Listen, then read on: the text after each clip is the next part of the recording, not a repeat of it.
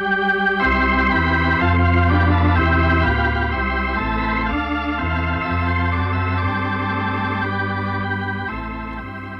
greet our friends everywhere with Chapter 13 of Dr. Ida, the story of Ida Scudder. This is another in the series, Stories of Great Christians, and comes to you from the Moody Bible Institute of Chicago.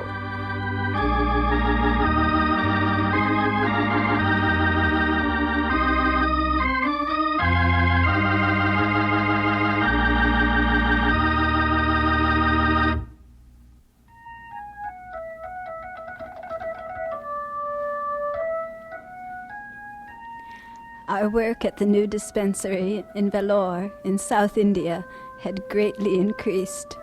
The Mary Tabor Shell Memorial Hospital for Women was slowly nearing completion, but providing help to people in need could not wait for a building.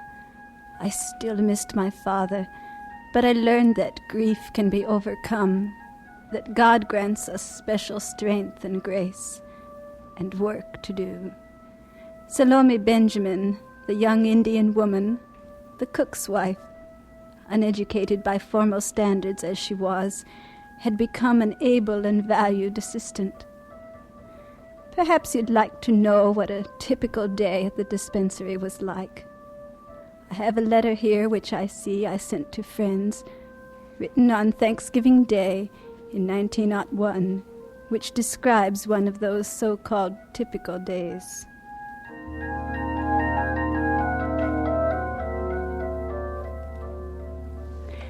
While it is still dark, I am aroused by the noise of the bullock cart wheels, telling me that day is at hand, and I must be on the wing. I awaken with a prayer on my lips that God will guide me in his special way this day. Dressing in the dark, I'm nearly ready when a knock tells me that my toast and coffee is ready. There will be no more food for me till mid-afternoon. Good morning, Dr. Ida. It was a good morning, resplendent with beauty, the western sky a beautiful pink and the east like molten gold. Feeling the new life which I need creep into my veins, I again thank God for his wonderful handiwork. By the time the beauty is fading, Salome Benjamin and I are on our way into the town. We meet picturesque groups of women laden with brass or earthen pots, little girls bending under loads far greater than they ought to bear. The grain bazaar is like a regular Venice, with thousands of pigeons, just like St. Mark's Piazza, gathering up the sweepings. Beggars crowd the streets. Poor puny babies crawl about without a rag on, crying with the morning cold. Even in India, it can be uncomfortably cool at 6 o'clock in the morning.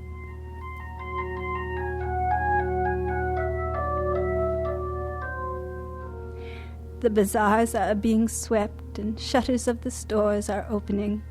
The wares are brought out onto the sidewalks and placed in order. We have reached our first destination, a spacious house, but dark and gloomy, the only light coming through a small opening in the roof, which is covered with bands of iron.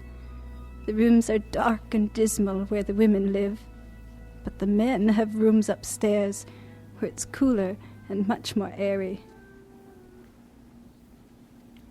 What a sweet young girl she is. Oh, but how she's suffered these past several months, Salome. Why does she continue to have this abscess?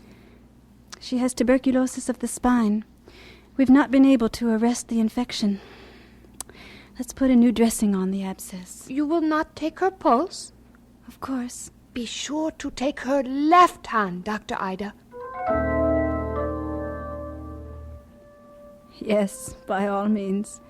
The Indians believe that a woman's trouble must always be diagnosed from the left hand, a man's from his right. I must not appear to be ignorant. From this house we return part way on the market street and turn into a much narrower one. We have to leave the cart and walk. Heads are seen in the doorways, for in some mysterious way They have sensed that Dr. Amal is coming. A few persons smile back at me. Others frown and quickly withdraw. We visit a Muslim home where the patient is a young girl, still in her mid-teens, but already the mother of 2 children. There are 3 more calls we must make before we return to the dispensary. It is not yet 8 o'clock in the morning, but patients will be waiting.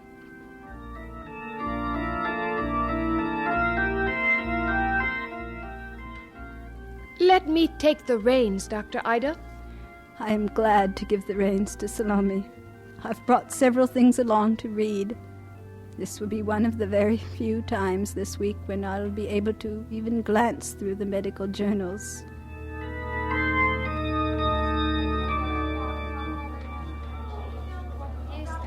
A crowd is waiting at the dispensary.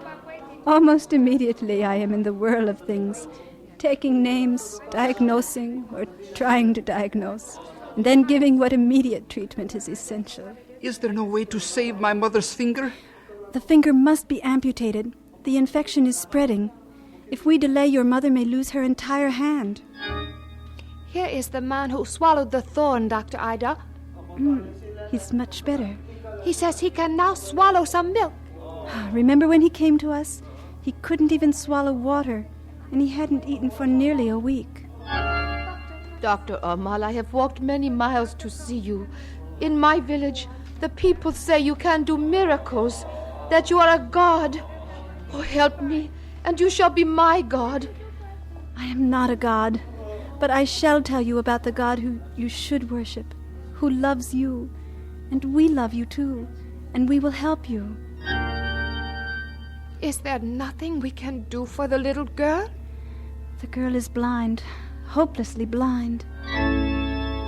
My little baby fell into the fire, Dr. Amal. Oh, what horrible burns. Oh, Salome, it will hurt the poor little thing terribly. But first we must try to clean her up. My wife, Dr. Amal. What about my wife? Have you completed the tests? Yes.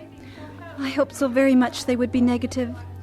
But your little wife has tuberculosis. Tuberculosis? If you had come sooner, perhaps. How can I let her die? She is so young, and we have 4 young children. And so it went throughout the morning. I could give some help, occasionally offer some hope, and far too often only confirm the worst. Sometimes there would be interesting kinds of new cases, forcing me to dig into my books and journals and learn more about my craft and medicine.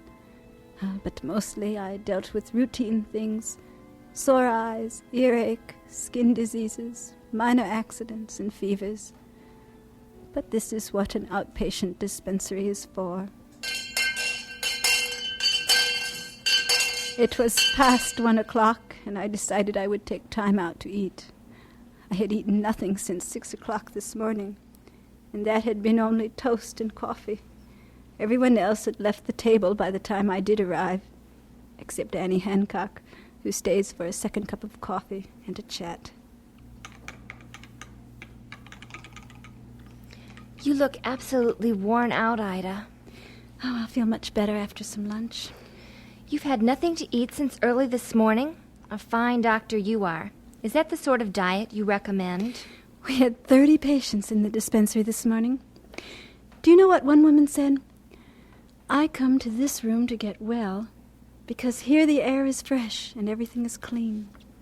Compared to the women's quarters in town, your tiny room is clean and fresh. How we need that hospital.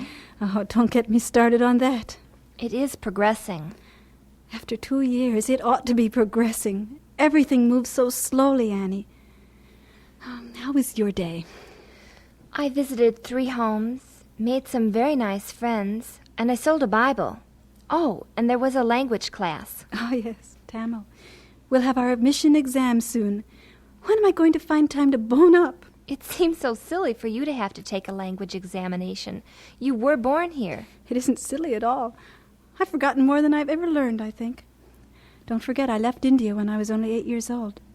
and too many people speak English. That doesn't help me. And I must speak Tamil clearly and well if I'm to do my work among these women. Speaking of work, I'd better get back to it. I spent the early part of the afternoon in the laboratory, or rather in what passed for one in my small dispensary. Diagnoses had to be confirmed. There were records to complete. There were books and medical articles to consult. And 3 more patients came to see me. Then it was back to town for an emergency. We found a young girl dying of tuberculosis. A severe hemorrhage frightened her people into calling me as a last resort. I may have been some help. We shall see. As Salome and I walked back to our cart, we talked. Dr. Ida, why is it that we have so much tuberculosis in India? There are many reasons. Undernourishment is one. There is much hunger. There is often so little food. Lack of food is part of it. Not eating the right kinds of food is another. Then there's overcrowding. Think of the homes we visited today. Large families huddled together in small rooms with no ventilation. The germs spread quickly and easily. That is true. And then there's the lack of sanitation. These open ditches around us breed all kinds of diseases, especially tuberculosis. Salome, did you know that in India 1 person dies every minute of tuberculosis? 1 a minute? If we knew about TB soon enough, there are some things we can do. But it must be detected. We must educate people. Tell the villagers what signs to look for, and then come to us quickly. That will take time. A tuberculosis sanatorium would help, providing the right kind of food in a controlled, clean environment with lots of sunshine and fresh air. Our new hospital will do that. Our new hospital, Salome, will be quite small. It will have only 40 beds. And besides tuberculosis, we must also treat leprosy and malaria, cholera, cancer, diseases of the eye, and maternity cases. But very soon the hospital will be ready. Salome, somehow we must get to the villages.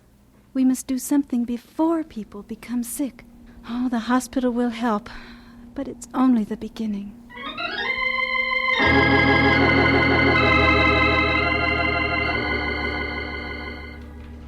Well, this may give you some idea of what an average day was like during those early days. Of course, no day is average. Each is unique, a thing to itself, with special needs and opportunities and challenges. Did I mention that this particular day I've told you about was Thanksgiving Day? I did reach home just in time to dress for dinner. My mother and I had some friends in to share our meal. We talked about our homeland and what Thanksgiving had meant in our history. And we gave thanks. I give special thanks to Almighty God for leading me to India, to work among these women whom I so dearly love. A postscript. The mother of the baby with the frightful burn did not return after I said skin grafting would be necessary. She took him to a native doctor instead. The woman with tuberculosis died. Did you know that doctors think so much about the cases they lose? Well, we do. We're glad for the dozens we help, but we do remember the others, and those of us who are Christian doctors pray that we may be able to do more quickly and more effectively the next time God grants us an opportunity.